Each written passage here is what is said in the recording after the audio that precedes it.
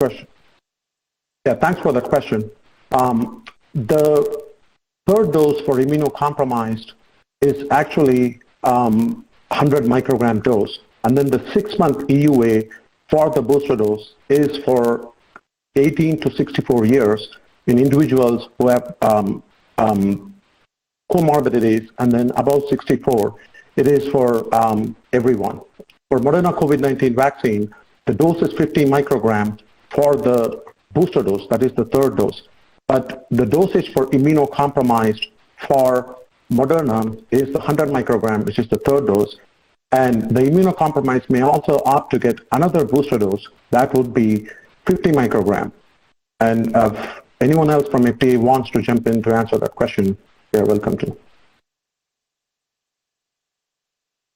This is Dr. Kurila. I think I take your point, and I think we've gotten some feedback that when we reissue the fact sheets for the current emergency use authorizations, we'll make it clearer about the distinction between the third doses for the immunocompromised and the issue of a booster for an individual who's received 3 doses as a primary series. And that's a very good point that we have to just make sure we clarify. Thank you for that. And so just to be clear, for the immunocompromised population, you have changed the primary vaccination sequence then to a 3-dose? We have not changed it, but we have allowed, it's permissive if a third dose is desired based on the considerations of that individual, such as an individual who has been through solid organ transplant, where there's good evidence that they often don't make a good immune response to 2 doses, that at the discretion of a provider, a third dose could be administered. We note in the authorization that even then, the protection may not be perfect, and that's why we recommend that people still continue to use reasonable precautions such as mask wearing, et cetera. But the 6-month boost then for them would be a 4th dose. They would still be, you would still consider them eligible under this EUA for a 4th dose? You know, I think this is one where we probably need to discuss. This is far enough in the future that I don't want to make a definitive statement here. It's something that we do, though, have to cover when we reissue our fact sheets. And I'd be very welcome to have the advisory committee, Dr. Monto, later on have a conversation about that, because I think there is some dialogue that could be had. And there's potential for a lot of confusion as to who needs what. Right, Dr. Kurila, I don't know that we're going to be able to fine-tune the whole program, national program, in the next couple of days. I think they're going to be, we really need to think of broad concepts, especially when we get into our discussion after the vote later this afternoon. Dr. Meisner.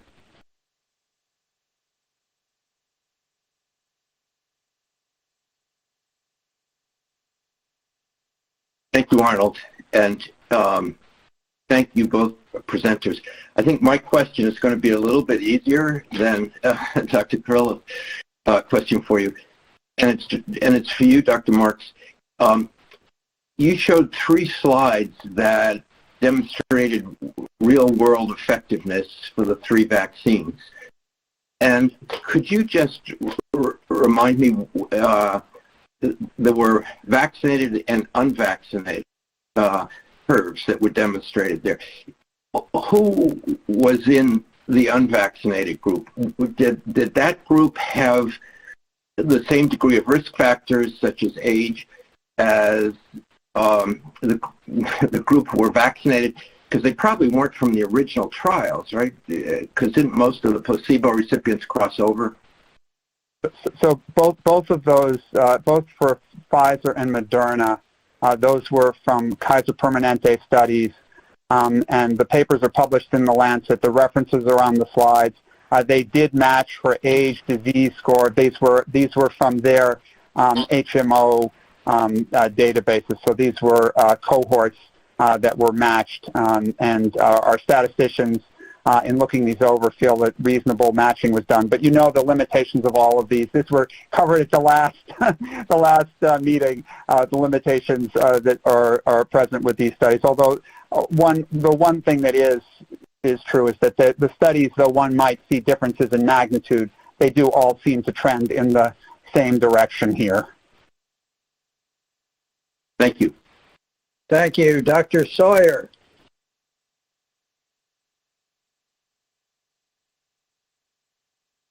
Thanks. I just want to go into the discussion today with a clear understanding of whether the voting question that was presented is the only question we would deal with.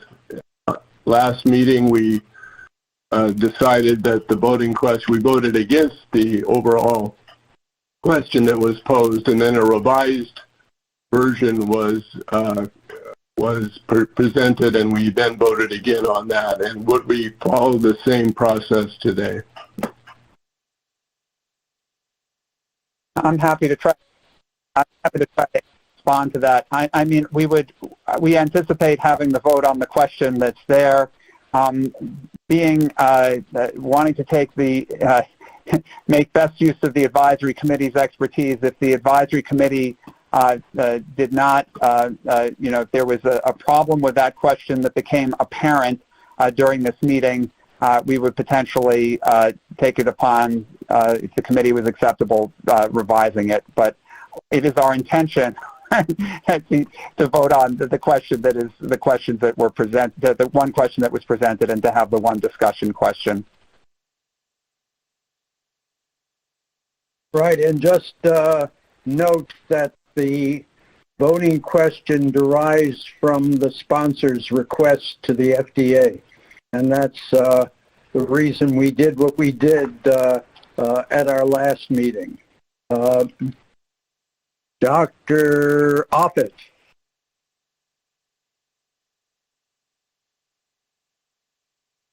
Yes, Sadekar, I had a question that hopefully you could clarify something. One of the statements that was on one of your slides, you stated that because there was a decrease in effectiveness associated with the vaccines over time regarding infection, that likely presaged a decrease in effectiveness against serious disease. But one could argue that decrease in effectiveness against all infection is more likely mediated by neutralizing antibodies, which are going to erode over time, whereas immunological memory is probably more likely associated with protection against serious illness. So I'm not sure why one would argue that one would presage the other. Well, thanks for that question, Dr. Offit. I can try to answer that question. The decrease in effectiveness against mild to moderate disease can apparently be also driven by the decrease in quality of the neutralizing antibodies that are present. And then that can eventually lead to severe outcomes such as hospitalization, etc. I mean, point well taken that the immunological memory can also play a role in protection against severe disease. But over time, in vaccinology and immunology, when the immune response declines over time, then that can also eventually lead into severe disease. So that is the explanation that I can give. But anyone else from FDA wants to jump in? So Dakar, you're arguing that arguably immunological memory would decline over time. I mean, and I think that some of the Israeli data show that in the 70 to 79-year-old, that's very possibly true. But I just wonder whether in a younger group that really would be true. But again, no. Dr. Offit, my suggestion is let's see the Israeli data that they present today, because they may answer some of that question today, I think. I'm sorry, I don't mean to cut you off. I just think that may be I totally take your point, and they may address that today. Okay, thank you, Peter. Thank you, Sadekar. Thank you. Dr. Moore.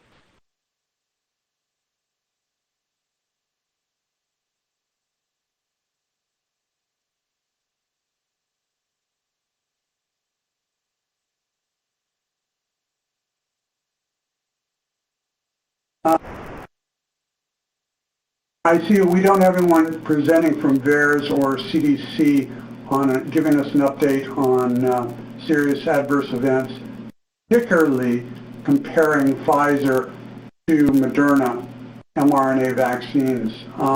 Is there a chance for us to get that information before we evaluate Moderna's booster? This is on the primary series, of course, but is there a chance for us to get that information before we evaluate Moderna's booster, or how do we deal with that, with the issue of myocarditis, particularly in males, that suggests that we may want to tailor our recommendation more? Yeah, thanks for the question, Dr. Moore. We have a presentation from Office of Biostatistics and Epidemiology from Dr. Hui Wong Lee, who will be talking about that. That would be followed by Dr. Tina Monge's presentation. So that would address your question. Great, Dr. Marks or anyone else, if you want to jump in. Yeah.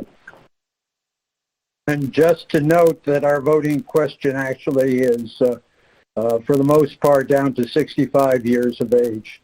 The rest is going to be part of the discussion afterwards, in which we're going to be looking at and can ask some questions about age groups as such. We can unusually have a little more discussion here because I've heard that Dr. Elroy Price is not in place yet to give her presentation from Jerusalem. So any of our committee that wants to ask a few more questions, we've got exactly 7 minutes to give her time to get in place. Yeah, Dr. Meisner, is that you from before or new? No, it's new, Arnold. Let me try and position myself here. I have another question. It's all very tricky when you're virtual. Thank you. Another question for Dr. Marks. So the question from the sponsor relates to individuals 65 years of age and older, people 18 to 60 through 64 who have underlying risk factors. And then my question relates to the third category. It seems to me there's some confusion between people who are at risk of severe disease and people who are perhaps at greater risk of being exposed. And I don't, first, are there any data to say that people at greater risk of being exposed are likely to get more severe disease? And I worry because that's been interpreted as, for example, a person who bags groceries at a grocery store is an increased risk. And that, to me, that wasn't quite the intention of what we discussed during the last meeting. Could you comment on that, and your perspective on that? So thanks for the question. It's one where I take your point, and we discussed it a fair amount internally. The question is, some people are at greater risk of getting COVID-19, right, because they are just constantly exposed. If they get it, you're right, the grocery store worker, for that infection, there's nothing that says that they would be, because they're a grocery store worker, does not mean that they would get more severe infection than another individual. But it was part of kind of the overall consideration there. Again, if this committee, as they discussed, that was the purpose of the second question today, to allow the committee to refine what we have, and we'll very much value that because we know it's not perfect. And to the extent that, I'll just say this, to the extent that we can try to harmonize between the various vaccines to the greatest extent, we greatly appreciate that, because in the practice of this, of rolling things out, we think that will make things easiest and create the least confusion operationally. But I really welcome that discussion. That was the purpose of the second discussion question. Thank you, Dr. Meisner. Thank you, Dr. Marks. Dr. Rubin. Hey, Thanks, Dr. Monto. I have a question about safety and what the FDA's view of what a reasonable safety sample is for a third dose. The difference between, Pfizer did a relatively small trial and Moderna is going to present the results of a relatively small trial of third doses. Pfizer had all those real-world data from Israel of 1 million of people who had received the vaccine. So how do you think about an adequate sample size to view safety?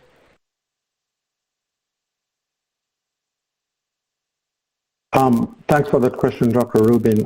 I can attempt to answer that question. With regards to Moderna, we have safety data from 171 participants and additional safety data from 173 participants as well. So approximately around like 340 participants for a booster dose, which is being reviewed for the emergency use authorization of the booster dose. And then, we believe that, for emergency use authorization, that is adequate for authorization of the booster dose. But if there is anything that anyone else wants to add from the FDA, Dr. Marks or Dr. Fink. I think the important piece of this to understand is that I think we take the totality of the evidence. I think some of this is understanding what the most likely adverse events have been from mRNA vaccines. And I think probably the major thing we'll be looking at in post-deployment surveillance would be myocarditis. Given the incidence rates of that, I think this is one of those areas where we will look at using our large databases to make sure that the incidence as it's deployed is not excessive compared to what we would expect. And I think Dr. Fink looks like he wants to chime in here. Thank you. I just wanted to add, and this was discussed several weeks ago with the Pfizer booster dose request, that we did issue guidance regarding emergency use authorization of modified vaccines to increase protection against variants. And even though we're not talking about modified vaccines, the considerations that we outlined in that guidance for booster doses of modified vaccines, we do think are very applicable to these homologous booster doses that we're considering then and also today. In our guidance, what we said is that based on a well-characterized safety profile of a primary series, that a safety database of around 300 or so individuals who received a booster dose would generally be sufficient, provided no signals are identified, to support emergency use authorization of a booster dose. It was very nice that we heard about data from the Israeli experience with the Pfizer vaccine last time. Of course, FDA did not independently review those data. And so they did not, contribute in a major way to our consideration of the risks and benefits for the U.S. population, although we certainly did consider those data in part. So I think what Moderna has provided us today, which you'll hear more about today later, does align with the principles outlined in our guidance for study of booster doses to support emergency use authorization. Thank you. Final question from Dr. Fuller, because Dr. Price is now ready to go. So, Dr. Fuller.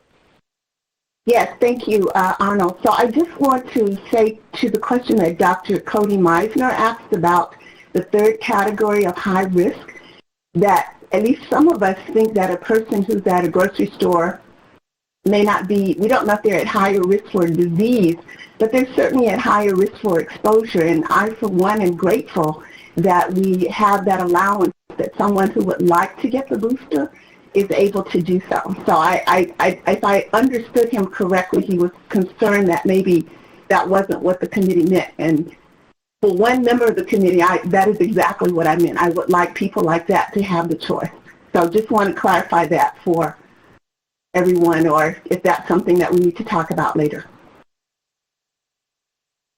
Okay, well, thank you all. We've had a an unexpected and rather robust discussion of the day's activities. And now I'd like to give over to Dr. Sharon Alroy-Price in Jerusalem, who will give us booster protection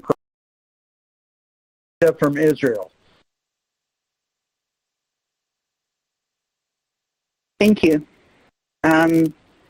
With me is Professor Ron Lo, and I want to use this opportunity again to thank the 4 leading academic institutions in Israel who have helped us do this, create this data and analyze the data. And I am trying to move to the next slide.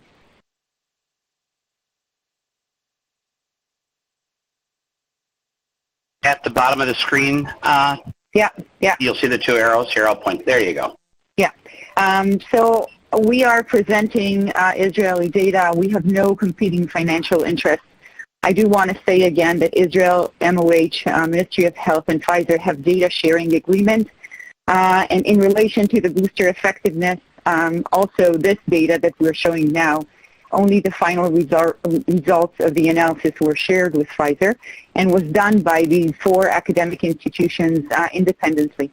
And again, I want to say, like we said last time, we're coming here not to tell anyone what to do. We think every country has not just the right, but the obligation to do what is needed for their citizens. This is the decisions we've done for Israel based on our data, and if our data can help anyone else in the world, we're happy to share it, but it's not that we're telling anyone else what to do. So what has happened since the last time we've been here, which was about a month ago? A large majority of elderly population received a 3rd dose. You see in the blue line that over 95% of the 60-plus have been vaccinated with the 3rd dose. And similarly, the other age groups that we've opened gradually by steps is increasing. And so we have nearly in all populations over 50% already with a booster dose. This is a slide we showed last time showing that shortly after starting the booster dose at the age group of 60 plus, we saw a decrease in the number of confirmed cases among that group, whereas the other groups, age 60 and below, were continuing to rise. And when we now are looking nationally at the data, we're seeing now a decrease in the percentage of positive tests, also in the reproductive number. Once we're adding more and more age groups into the booster protocol, and what we're seeing basically is a break in the pandemic curve in Israel. You see here a separation of, in the green line, the people who were vaccinated with a booster dose, the adults who were vaccinated with a booster dose, and in the black line, those who were unvaccinated. And you see that with the beginning of the booster dose, we saw a decline in the infection rate. Here you see the severe cases among those who were vaccinated, and those decreased sharply.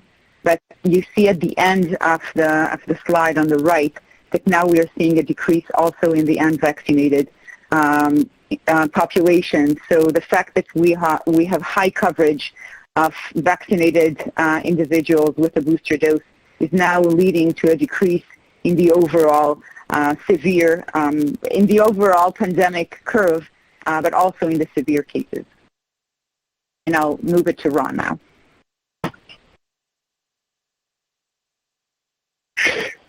Okay, so I will be continuing from what Dr. Price was presenting to look at the detailed study that we did on those several million booster shots that were given. So the data that I'll be presenting is based on those age 16 and above who were fully vaccinated before May 2021. These are the people that have been vaccinated at least 5 months prior to the booster dose, and it consists of altogether 4.6 million people who were vaccinated at that, until that time. And this consists of about, during the study period, of about 100,000 confirmed infections, over 1,000 severe illness cases, and over 250 deaths. And this has happened in the study period, which is between August and the end of September, maybe even beginning of October, as you see in the different slides. And this is following the booster campaign. And we'll be looking at the different age groups, as you'll see in a minute. Let me begin with ages 60 and above, and I'll be talking first about confirmed infections. This is complementing the results that were already published in the New England Journal of Medicine and were presented last time. And all the results that I'll be showing you are also shared online through the medRxiv. We'll be looking at time following the third dose, so after giving the booster. That's what you see on the x-axis. And on the y-axis, you see the fold reduction in the rate confirmed to those with 2 doses. Meaning we're taking people that had the third dose and we're comparing them to people who had only 2 doses. And we're looking what happened to the rate of confirmed infection as time progressed following the booster.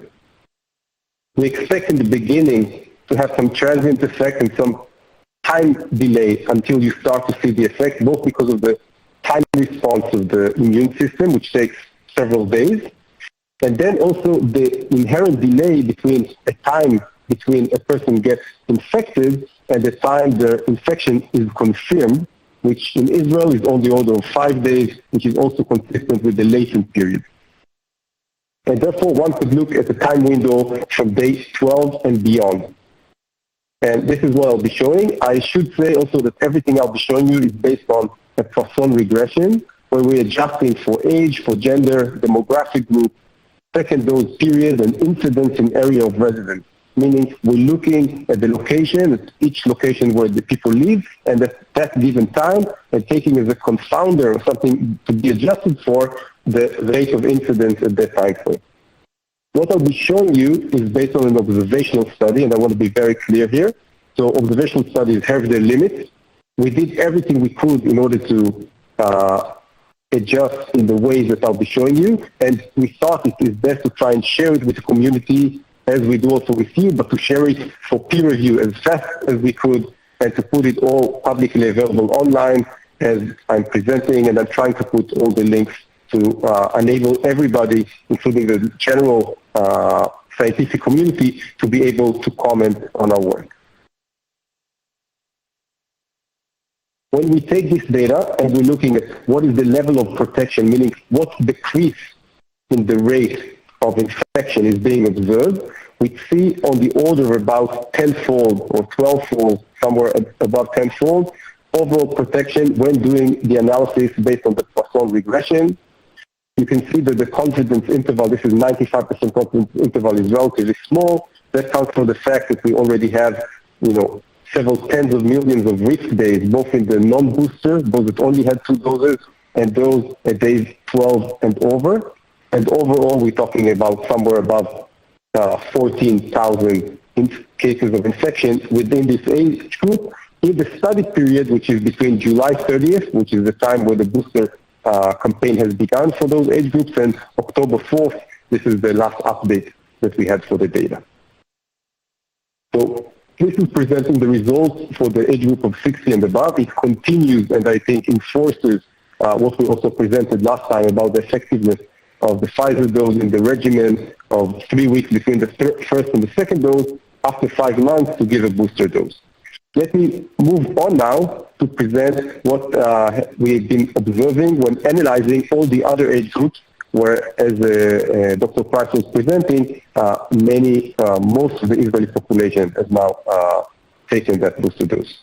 So this is a bit of a busy slide. Let me walk you through. I think you also saw this, which is the ages 60 and above. You can see in a similar format what happened in ages 50 to 59, 40 to 49, 30 to 39, and 16 to 29. Again, I'm sorry for the small font, but this is days following the booster, and this is the fold reduction in the rate. I think you can see that the patterns are relatively similar. You can see, by the way, that we have, if for the ages 16 and above, we have 2 months of follow-up. For 50 to 59, we have 2 weeks less because we did it in a serial manner, such that there was some delay, so that we waited 2 weeks until we opened it to the ages 50 and 59, and then about a week for ages 40 to 49, and therefore we have a limited follow-up time for those age groups.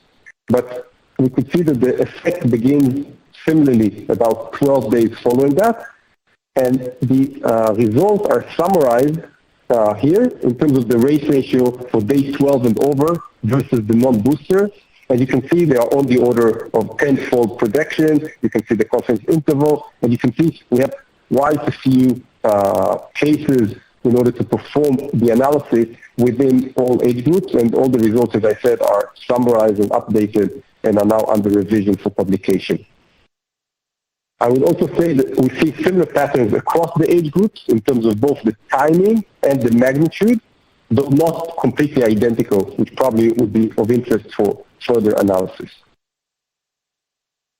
All of that I've shown you is, again, trying to correct for all of those different confounders for which we have data that are able to do that. And in all cases, we're doing the analysis from the time of booster eligibility, that's for the different age groups because they were one after the other changed somewhat, until the first week of October.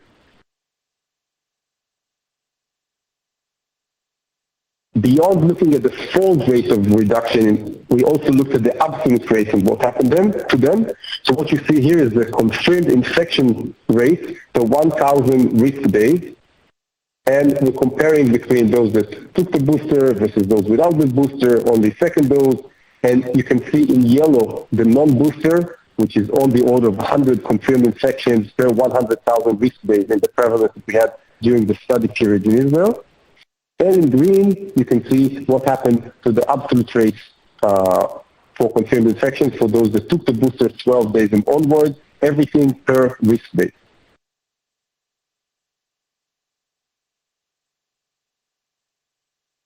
Understanding that it's important to try and look at it from different perspectives, we were trying to be as careful as we could, and beyond the approach which is often being utilized in order to study such analysis, the Poisson regression, we also took a second approach based on a different framework, and that is using matching. So basically for every person that took the third dose, we're matching a person that took only 2 doses, and we're following them through time, and we're making sure that the matching is such, as you can see also that is being done in the literature, such that you're comparing properties as much as possible, meaning the age, the demographic sector, all sorts of things as much as you can in order to ensure that the comparison is as similar as possible.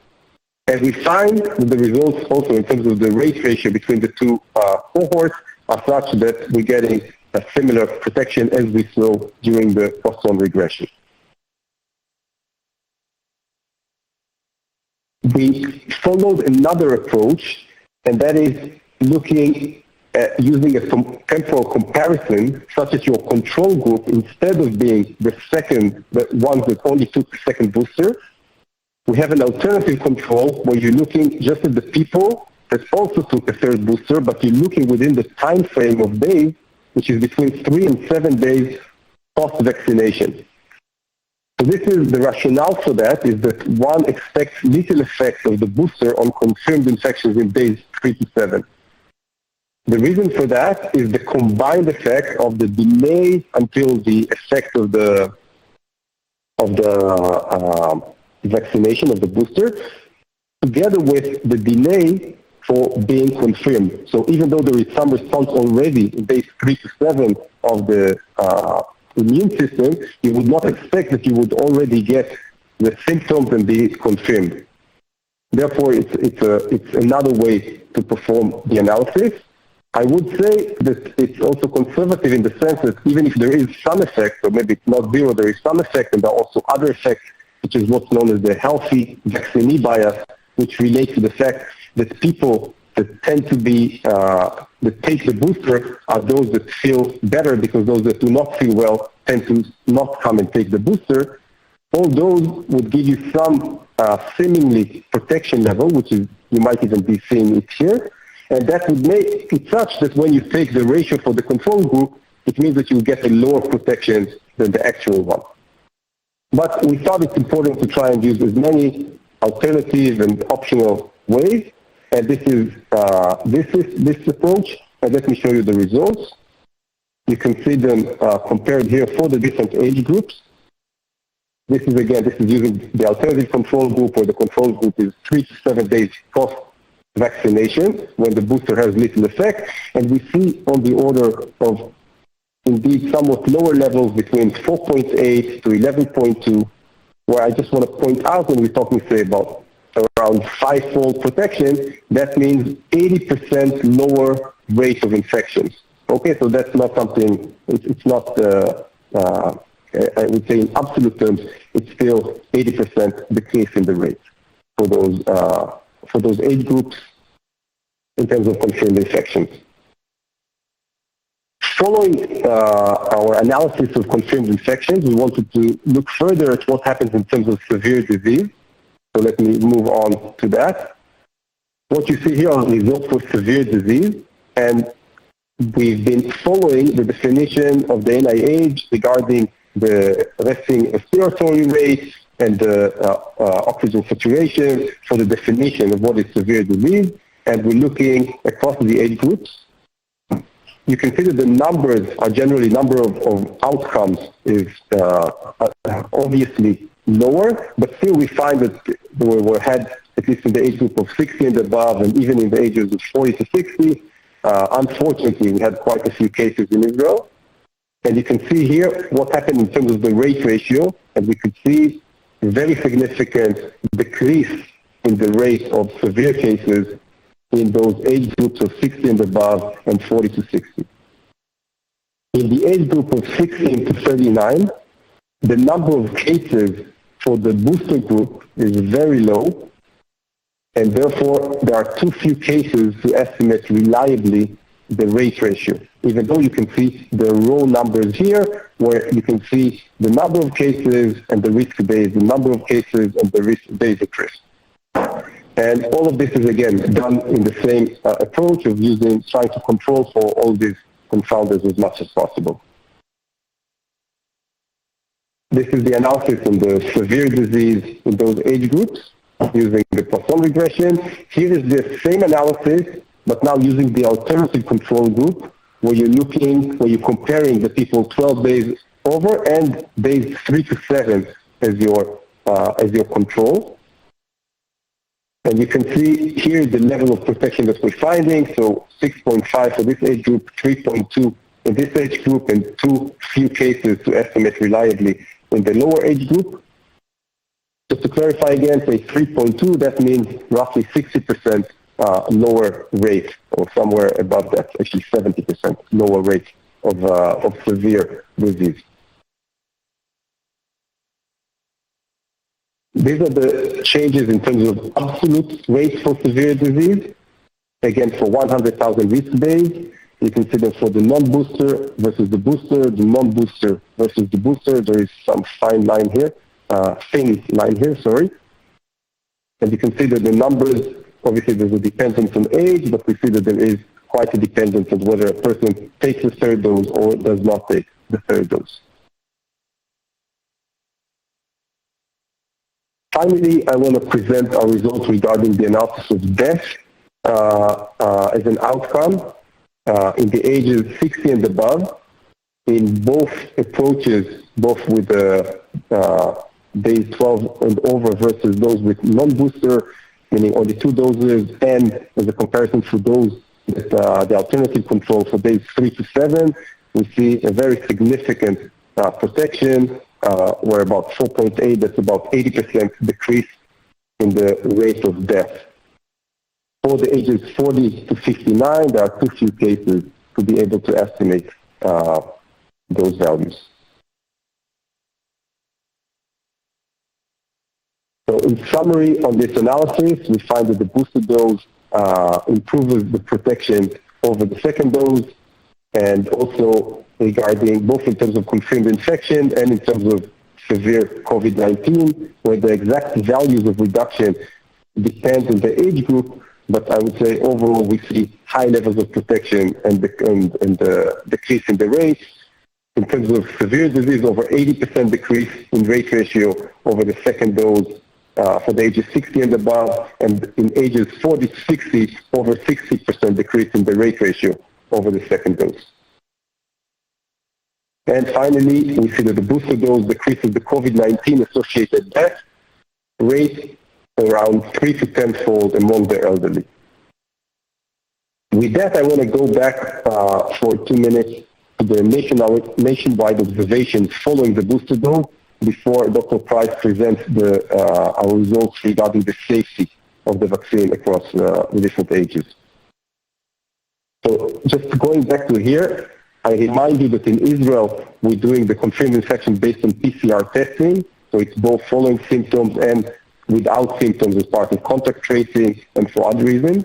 And looking at the number of daily cases, we saw them rapidly increasing, which was the rationale for beginning the booster dose administration for the ages 60 and above. And then we saw with a delay of about 2 weeks, which is roughly what one would expect given what we just talked about, we saw a specific decrease, whereas the below 60 continued to increase rapidly. And we also checked within this, let's say, the ages of 50 to 59, 40 to 49, they also continued to increase until later on where booster was administered.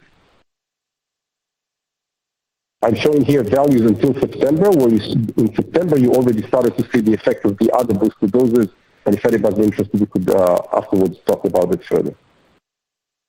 Here, I think you saw, this is looking at the positivity percentage of positive tests in Israel. So I think what is interesting to notice is that when we started the booster dose, even though I showed you that the overall number of infections within the group of the ages 60 and above started to drastically decline, the other age groups continued to rise. And as a result, and we also opened to the ages 50 and above and 40 above also in order to protect them. And what we find is that only after opening to more age groups, the absolute percentage over all the population has started to decrease. And now this is from 7th of October, it was 2.6. Now it's actually at about 1.5, much continuing to decrease, following the booster dose to more age groups and not just as a result of the ages 60 and above. By the way, we're looking here at the percentage of positive tests and not just based on the number of cases, which we would also show you. And that is because there are effects from the high holidays that are taking part in Israel during September, and therefore this is a more robust way to analyze this. Finally, looking at what happened in terms of severe disease, severe cases in Israel during that time period, we saw that following the administration, or within the time where this was the booster campaign began, you can see that in green here are the vaccinated people. And you can see that they were the majority, about 2/3 of the severe cases, the daily severe cases that we had, were of those that were vaccinated. That was a combination of the waning and of the Delta variant. And we saw that after a delay, roughly of 2 weeks, we started to see a stabilization and then a decrease as a result of, as Dr. Price was saying, about 90-something% of those within those age groups have been taking the booster.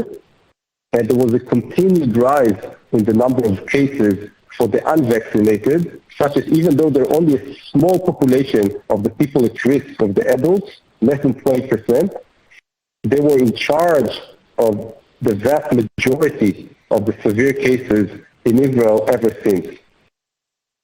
And we started to see a decrease of that, and in the same time when we started to see overall incidence in Israel declining after wide booster adoption in the ages 60 and above, which can be interpreted as the fact that once you had the booster adopted by many age groups, the overall incidence in Israel declined significantly, which is what I've just been talking about. It is now over 5-fold less than it used to be in terms of overall incidence in Israel.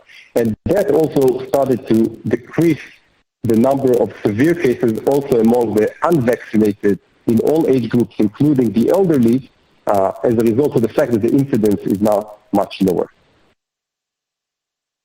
And with that, I'll move to Sharon. I'll take it from here. I'll just want to emphasize something that Ron said, but it was a question last time, and so I want to put a notice on it. The severe definition is the NIH definition. It's not something that is specific Israeli construction. It's something that we're using the NIH definition for severe case, and we have been using the same definition since July 20. So the change in the numbers that you're seeing is not because there was some change in definition midway. The booster is important to see the vaccine effectiveness of the booster, but as important is to see the safety data.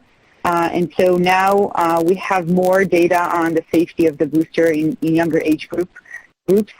And I will show you the data, the rates of adverse events per million doses within 30 days post-vaccination. It's updated until 4 days ago. And for the youngest age groups, which is 16 and above, we have for 50% of them more than 30 days of follow-up. So for about 50% of them, all the adverse events following vaccination would have happened until by now. There is a limitation to note. As we said last time, the reporting is based on passive surveillance, so we are looking for healthcare providers to report to us. But the myocarditis data we are proactively looking for. So we are calling hospitals and asking for the data. And so this is something that is more hands-on with myocarditis, knowing that this is an adverse event that is connected usually to the second dose of the vaccine in younger males. So the data that you're seeing here is the rate of adverse events by category and age groups. You're seeing on the left the first dose, the middle the second dose, and on the right the third dose. And you're seeing that at least we have the same amount of adverse events, not more. Again, we are aware of the fact, the limitation that could be underreporting, but it's the same system for all 3 doses that we provided. This is the rate of systemic adverse events by dose. Again, the third dose on the right is not higher rates of adverse events. This is the rate of local adverse events. Again, similar, if not lower. Neurologic adverse events in gray is the third dose, and I should have mentioned the number of cases. So for first dose, we have more than 6 million 6 million vaccinees. For the second dose, 5.6 million, and for the third dose, 3.7 million. So it's big numbers, and you see on the gray the rate for neurologic adverse events. Allergic adverse events, similar. It is. We have to mention that between the first and the second, if someone developed an allergic adverse event, usually they would not be given an additional dose. So part of it is those who were allergic to the medication were not given another one, but we're not seeing huge amounts of allergic adverse events post the third dose. And what is more important to us is the serious adverse events. You see here the definition of serious adverse events that result in death is life-threatening, requires hospitalization or prolongation of existing hospitalization, result in a persistent or significant disability or incapacity in congenital anomaly, and other important medical events that required intervention. This is kind of common serious adverse event definition, so we're not defining this in any other nationally accepted way. For 3.7 million booster doses administered, we had 44 serious adverse events reported. And for those adverse events, we have a special committee that looks into each and every case, looks at the clinical data, and defines whether it's connected or possibly connected to the vaccine. And here you have the results of that group. You see here for age 16 to 59 on the green on the left, out of 2.5 million vaccinees, we had 9 cases of myocarditis and 8 cases of perimyocarditis. So altogether 17 cases of either myo or perimyocarditis. And in smaller rates, other adverse events, some of them related, like the allergic reactions, and some of them, like the DVT, that were deemed not connected to the vaccine. And on the left, you see for age 60 and above, out of 1.2 million vaccinees, the adverse events that are seen here, and they were deemed not connected to the vaccines. In one of the cases is still under investigation. And in one case, the causality is possible. So myocarditis, which is the one adverse event that we found connected in Israel and other countries to the Pfizer vaccine, usually after the second dose. So what you see here in this table is the data for the first dose, the second dose, and the third dose, and it's split to female and male and split by age groups. And so what we saw before is really a high number, increased rate of myocarditis among 16 to 19 and 20 to 29 males. This is from the prior vaccination campaign. What we are seeing now with the third dose, you see here the number of cases. This is what I mentioned before. We have 17 cases of either myocarditis or perimyocarditis. And so we're not seeing an increased risk of those events following the booster dose. Saying again, for about half of the younger population, we don't have the full follow-up observation time. We do have them for roughly 50%. So in summary, the booster dose in Israel was effective and so far had safety profiles similar to the other doses. We have improved protection against confirmed infection for all ages 16 and above. We have improved protection against severe disease in ages 40 and above. And I have to mention, we are always talking about the fact that younger people have less tendency to go into severe and critical conditions and to dying. But as you saw in the slides that Ron showed before, we did have mortality and severe cases among the younger age groups who were doubly vaccinated but did not get the booster dose. So it could impact even younger than 40 years old for severe and critical disease and mortality. The booster dose adverse events are not more acute than the first or second dose, and their rate of occurrence is not higher. And I think that we can say when we're looking at all the data, the epidemiological data in Israel so far, is that the administration of the booster dose helped Israel dampen the infections and the severe cases in the fourth wave. So we are now coming out of a fourth wave that was, without the booster dose, I believe, would have put us in a worse place with really high burden on hospitals with severe and critical patients, and we were able to get out of this wave due to the booster dose. Thank you, and we are more than happy to answer any questions that you might have.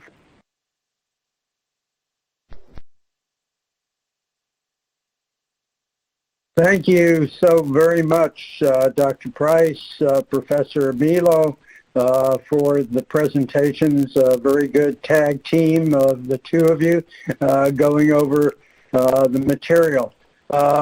Dr. Price, you were very careful to say that the side effects of the third dose were no higher than that of the second dose, although some of your data suggested that they might be lower. What do you, not going on record, But just giving your personal opinion about this, given the shorter time and selection that might have gone on, what do you really think about this? I think it's lower, but I want to be very careful about how I present this because there could be underreporting, and there could be a difference between the underreporting of the third dose compared to the first and second. With a new vaccination campaign, the awareness maybe is higher, and with a third dose maybe lower. So I'm trying to be very careful about that, but I am very confident about the serious events. I think that the serious events are being reported to the Ministry of Health, and especially the myocarditis cases, which we are actively looking for. We are going out and doing active surveillance on, so we're very confident on those numbers. Do you have a feeling that young males are holding back from getting vaccinated? I think that there is some concerns among younger males, even though the fact that it was the publication in the New England Journal of Medicine of both our data and CLALI data that showed that most of the cases are mild and are resolved completely without sequela was important. So I think there could be some concern, but I think we're showing in the data that it's a really rare occurrence and mild in most cases. Thank you. Dr. Gans.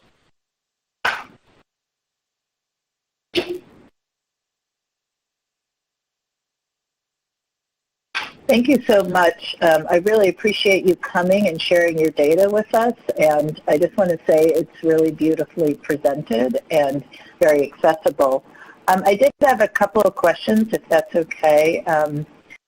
One question is, in catching these quote cases, I'm wondering if you have any mandatory testing. So is there a difference in the way that people are getting tested now? So for instance, we have some businesses that require biweekly testing, and are we just catching people who aren't symptomatic, or are most people just getting these tests because they're symptomatic? So that's one question, just to understand the data. But I think my overarching question, because I think your data is very compelling in the lens that you bring to it. So we aborted this wave. I'm wondering if you could overlay, because I'm sure you thought about this, the idea that many countries show a similar pattern regardless of what they do with vaccination. So there's sort of this wave of epidemics that come and go.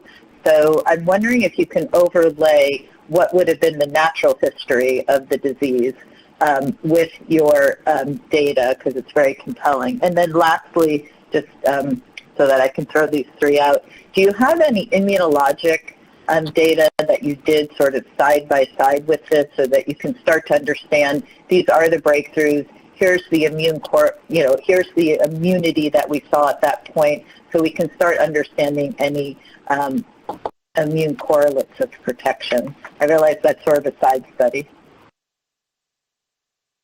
I'll start from the end and see if I can remember all the way through. A lot of questions to answer. So first, about the study. We are completing, hopefully in the very, really few weeks, a family study in which we enrolled family members of vaccinated family members of confirmed cases.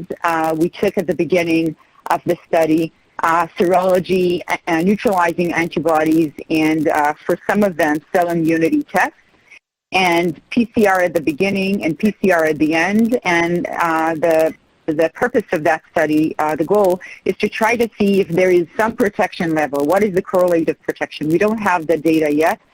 I can say that we are seeing breakthrough infections even when we have hundreds of a titer of 100 to 30, 300, 400, 500, and people got infected.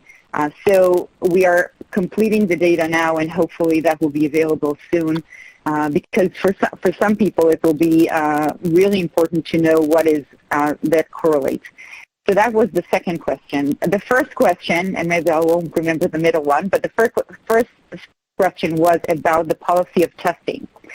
So in Israel, the testing policy was after the vaccination campaign is that everyone who travels abroad, when they come back, they need to be tested when they enter Israel. So that's everyone, vaccinated and not vaccinated. So in that population, which is not representative of all Israel, obviously, it's a very unique population, but many people in Israel travel. We have everyone. For the rest, the recommendations is to be tested when you are a contact of a confirmed case. You have to be tested. Again, it's not really mandatory. There's no mandatory except for travel abroad testing, but it's highly recommended to be tested when you are a contact of a confirmed case. And if you are tested, it shortens your isolation period. So without testing, you need to be in quarantine for 14 days, and you can shorten this to 7 days if you test at the beginning when you just learned about the contact being a contact, and on day 7, and if both tests are negative, you go out of quarantine. So that is the main reasons where people would be tested if they're asymptomatic. Another specific population is the long-term care facility workers, where we do constant testing every week. And for that group of employees, we're doing this for everyone, vaccinated and not vaccinated. So what we saw is really a decrease in positive case. Especially what we can compare really nicely is when we are testing everyone in that population. So, for example, the testing when you come back from abroad, or the testing in among the long-term care facility employees, you can see the drop in cases, in confirmed cases with the booster dose. So we had, before we implemented the booster dose coming from abroad, we had hundreds, up to 200 a day cases, confirmed cases coming back, and either being tested positive at the airport or in the 7 days following their return. And this has dropped significantly with the booster dose. I saw Ron raising his hand. So maybe just to add a sentence on the answer regarding the issue of testing. So I think in that respect, very informative is the alternative control group, where you're looking at the same people, but at days 3 to 7 versus days 12 and onward, because that means it's the same people. And I would over say that, if they tend to do less tests just after the booster for some reason or another, that would just give you an underestimate. Okay, so together I think that's a very good way to think about this, because now it's the same people that you're comparing in terms of the tendency to go and be tested. Okay, thank you. And if you can remind me the second question, I'll try to answer. Let's move on so we can get some other people. We have a lot of hands raised in a limited period of time. I'm sure we'll get back to the same topics. Dr. Levy. One part question only, please, from now on. Okay. Thank you to the team in Israel at the Ministry of Health. This was a very informative and important presentation. We need to be mindful, of course, that Israel is a very different country and population than the U.S., and that we're talking about a vaccine that's different from the vaccine we're considering today. But nevertheless, it is a similar mRNA platform, so there is relevance there. I had a question for Dr. Milo regarding his graph depicting the fold reduction in rates of COVID by age. The alternative control group was selected at, I forget, day 3 or so, but why not at day 0? And I didn't understand why the day 0 group already had a 5-fold reduction in risk. The data are very convincing in general, but that aspect I didn't understand. And the question to Dr. Alroy, is simply regarding the myocarditis. If I understand correctly, there is some additional risk after the 3rd dose, the booster dose, but the rate of risk isn't higher than the 2nd dose, if I understood that correctly. Thank you. So let's Ron answer. So thanks for pointing that out, and we also explain about it in detail in the New England Journal paper and in the Med Archive. But just briefly, what we observed is that on day 0 and day 1, meaning just after you took the booster, it is very rare to also do a test on that day. There's like a behavioral effect that people, just as they're taking the booster, they usually don't go and perform a test as well. And therefore you get an artifactual protection that is just a seeming protection. And we observe that, and you know, we have it in the supplementary material, exactly the numbers, etc. The reasons. Thank you. And Dr. Price, the myocarditis?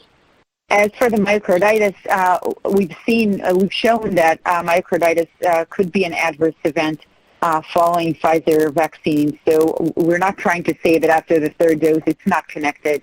I'm sure it's connected, but the rate of it is really really low compared to what you would have expected if it was the same rate as after the second dose.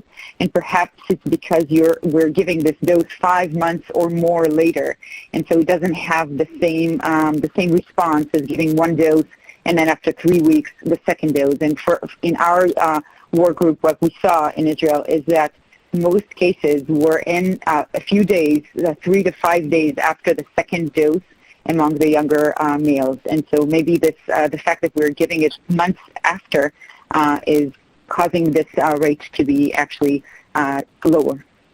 Thank you. Thank you. Dr. Hildreth.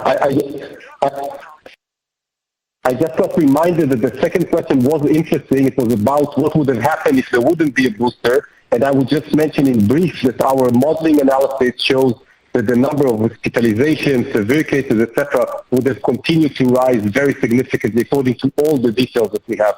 We didn't get very deeply into it, but I just wanted to mention it briefly. Thank you. Dr. Hildreth. Good morning. Thank you, Dr. Monto, and thank you, Dr. Price and Dr. Miller, for presenting the compelling data from Israel. The most interesting part of your presentation for me was the fact that the cases began to drop among the unvaccinated once you achieved a large percentage of the population getting the third dose. So do you think that you've achieved herd immunity by getting so many of the people there boosted with a third shot? And part of my question is, what percent of those unvaccinated individuals had had COVID-19 and recovered? So could natural immunity be contributing to that group as well? Thank you.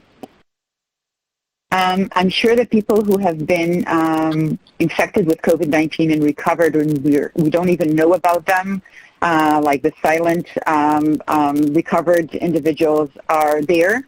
When we're doing serology testing, we find, among kids, we find between 5 to 12% of the kids that did not know that they had COVID-19 were tested positive by serology, depending on in the sector. So we do know that there is this population of people who have been infected and don't know that, and they are definitely contributing to the population of protected that leads us to herd immunity. For me, it's hard to say if we're in herd immunity place at the moment. It's easier to say it after, when you look back in retrospect. So when I look back in retrospect on our third wave, we see that we got to herd immunity with the Alpha variant when we still had about a third of our population not vaccinated, mainly kids, and still the wave went down. And this, for me, is the answer of like the perfect depiction of herd immunity, that you still have a third of your population not protected. And if I go beyond my way and say some of them are probably protected and we didn't know about that, 20% of the population is not protected, and still the wave is coming down. So we're starting to see this trend now. I'm hoping we're in herd immunity now for the Delta strain, but I'm not sure we know it yet, but it seems like it's going in that direction. Thank you. Thank you very much. Thank you. Dr. Kurilla. My camera. Oh. Thank you, Arnold. What I'm curious about is obviously the rationale for the booster because at least with regard to breakthrough infections, is the rather brisk antibody decay rate for neutralizing titer.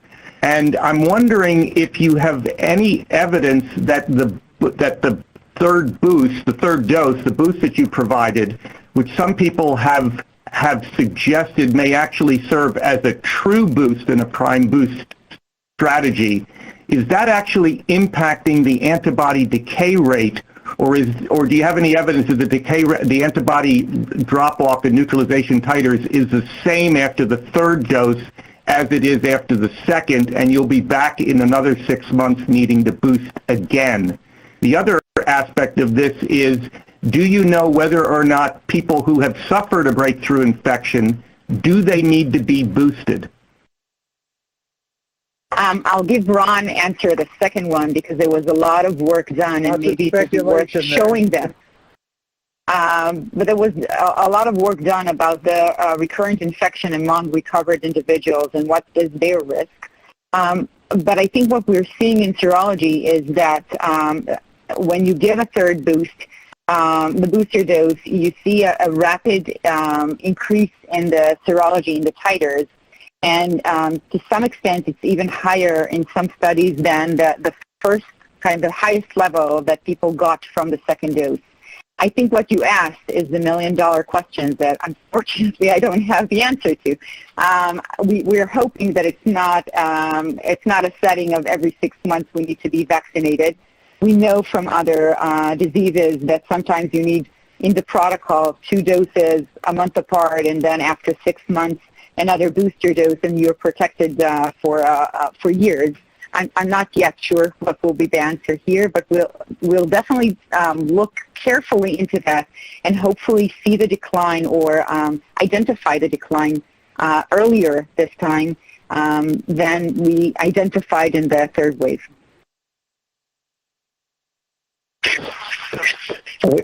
Regarding your other question, I would just say briefly regarding your other question is that we're doing the analysis around the clock about the recovered. And when we're talking about breakthrough, meaning that they had at least 1 dose and then also got infected and then recovered, we see that they have a very good protection overall if they have this combination of being recovered and a single dose, similar to what they have if you have versus people who have a booster. And we hope to wrap all of this up and put it on the Med Archive as soon as possible. Thank you. Dr. Perkin, please. Thanks, Dr. Monto. Just a question about the pediatric population. Since you presented all, adult data 16 and older, I'm curious about what patterns you saw within the pediatric population with the booster and declining rates of disease within those under 16. And did you look at timing of when that occurred based on the ages of when boosters were given to the adult population? Thinking, of course, as parents and children in those typical age ranges, did you see shifts in those declines during the periods when those were given?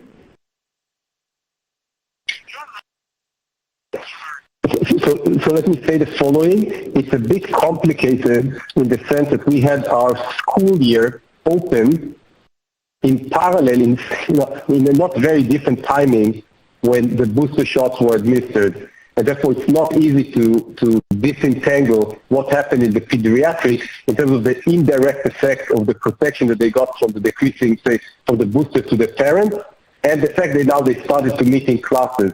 So it's a complicated picture, but what I could say for certain is that we see that the overall incidence in Israel, as I said, declined about 4 to 5-fold and continues to decline 2-fold every 10 days. So it seems like this is also pertaining to the younger age groups, the pediatric age groups, that they also see a reproduction number lower than 1 right now. Thank you. Dr. Nelson. Thank you. Thank you, Dr. Monto and Dr. Alroy and Dr. Milo. Congratulations on your active surveillance for myocarditis and pericarditis, certainly a topic that will impact our deliberations today. the value of active surveillance was seen as we rolled out the smallpox vaccine to a large number of vaccine-naive individuals here in the U.S. I wonder if you would expand a little bit on your surveillance itself and the ability specifically to detect pre-hospitalization myopericarditis and pericarditis, as well as perhaps subclinical myocarditis and pericarditis. The outcomes of those individuals with less severe disease, as well as those with severe disease on a long-term basis, still is not yet settled upon. And I'm very interested in what case definitions you use for myocarditis and pericarditis as you call your hospital and your ability to detect these milder forms. I hope you can hear me because I lost the connection, but I'm still online with you. I can. I hear you. So, great. So we use a definition that is common based on suspected probable cases. It's in our New England Journal of Medicine publication. We have there 2 ways of defining criteria. And so we're classifying. We have a group of cardiologists and a rheumatologist who are defining each and every case based on pain, troponin level, EKG changes, echo findings, MRI findings or biopsy findings. And so the combination of those 4 categories would lead to someone being defined as probable suspected case, and most cases are probable in our group. What we're doing is all healthcare providers know about the active surveillance that we have for hospitals, which is where we would assume the severe cases would go into. In Israel, myocarditis is a diagnosis that is recommended to be sent to the hospital, sent for hospitalization for observation. So for the most part, if not all, cases should be in our hospitals, and we have communications with all hospitals in Israel and getting their results of hospitalization each and every week for myocarditis cases. We also have IDF, Israeli Defense Force, our Army cases that we reach out to them and make sure that we're not missing that young group that might develop myocarditis as well. And so the data from Israelis actually has the cases from the Army as well in the total representation of myocarditis cases. Thank you, Dr. Chatterjee.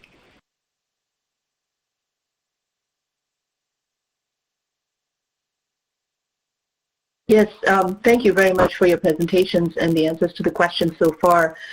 My question is around what impact behaviors in terms of the mitigation measures might have had on the epi curves that you showed.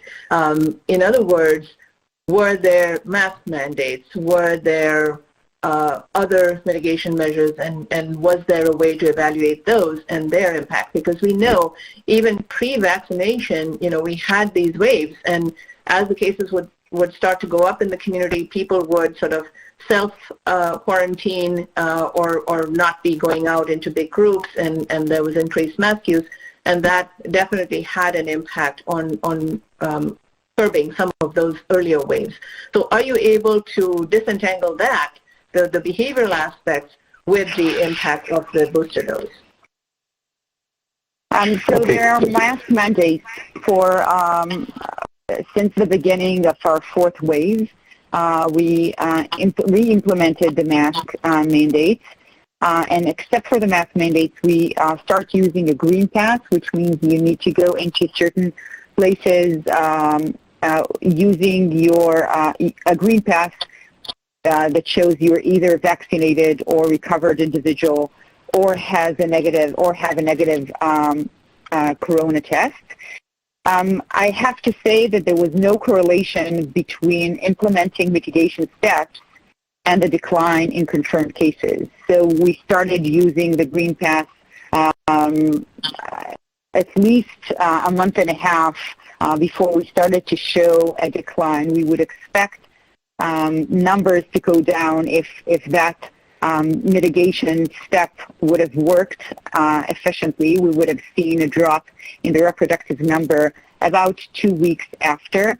And so I have to say that at the same time we started implementing booster doses. Shortly thereafter we implemented booster doses. We didn't see a huge decline with the implementation of the booster dose.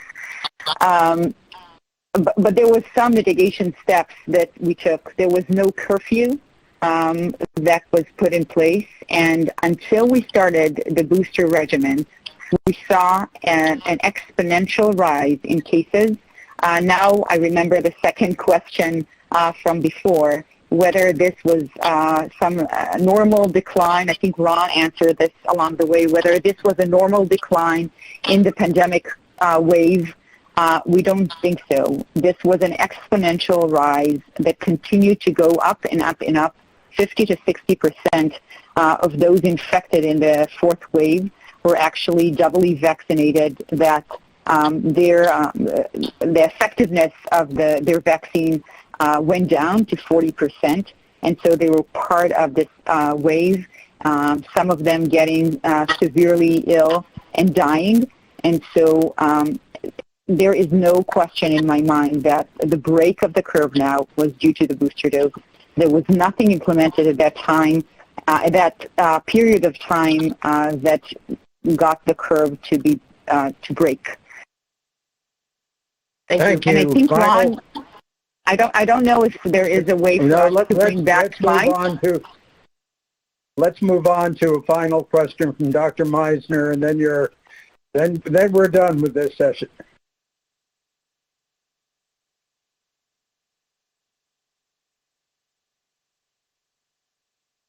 We can't hear you.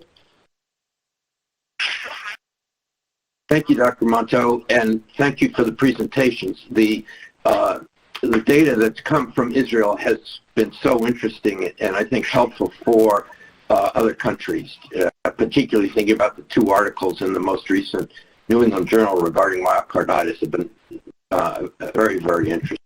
The question I have is this. In Israel, you've used primarily, or you've used just the Pfizer, I believe, and not the Moderna vaccine. So one question is, how applicable, how would you have had a similar result, do you think, if you had used the Moderna vaccine instead of the Pfizer vaccine? Because that's really the question we're thinking about today.